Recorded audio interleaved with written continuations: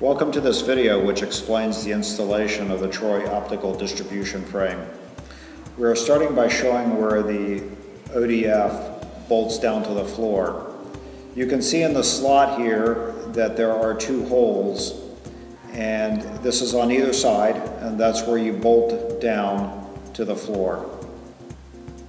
For bolting the frame to a ceiling, use a threaded screw from a brace in the ceiling to the brackets on the ODF. There are multiple holes in the bracket on the ODF to allow for adjustment. Once the ODF has been secured, you can now feed the cables to the frame. There are entry points at the bottom and the top. This video shows top entry with brush strips to ease cable entry. You will need 5.5 meters of cable in the ODF if you insert the cable from the top slot to reach the highest cassette in the ODF. The cable has now been fed down the frame and exits out the pathway. Please note that there are cable clamps to secure the cable and also any central members from the cable. Cable entry can also be from the bottom slots as shown.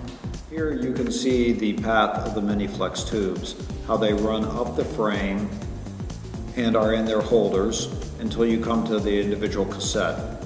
It's routed over to the cassette, and you can see that they're placed in holders in each cassette. And there's a top cover that snaps in place to hold the mini tube in place. Once the cable is secure, expose 2.8 meters of buffer tube for placement into the mini-flex tubes. The tubes are numbered, and as each tray can handle 24 fibers, therefore place the correct buffer tube into the appropriate mini-flex tube. Thread the buffer tubes into the mini-flex tube, and then find the matching numbered tray in the frame. Once the buffer tubes have been threaded inside the mini-flex tube, place about 10 centimeters of the buffer tube into each cassette. After 10 centimeters, then cut the buffer tube to expose the fibers. Route the fibers for 2 to 3 turns in the cassette around the bend radius limiters in the top side of the tray, and then route them to the bottom side through the slot where they will be sliced.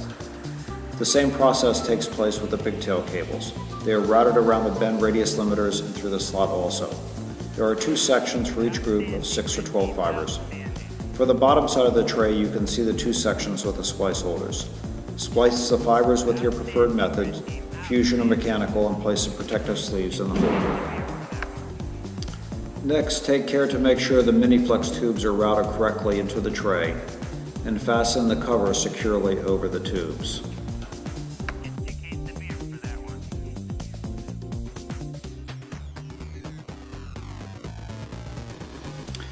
Once the splicing has been completed, the jumpers can now be installed into the frame. Put the jumper connectors into the adapter, then feed the jumper cable through the cable guides, taking care to push the cable into the back of the frame as shown.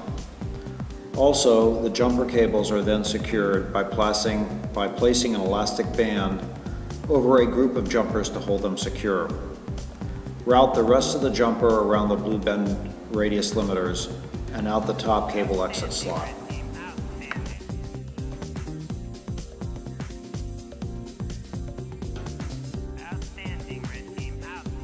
Demonstrated here is the correct method of pulling the cassette out. Raise it on its hinge to a vertical position to access the bottom, and then placing it back into the frame.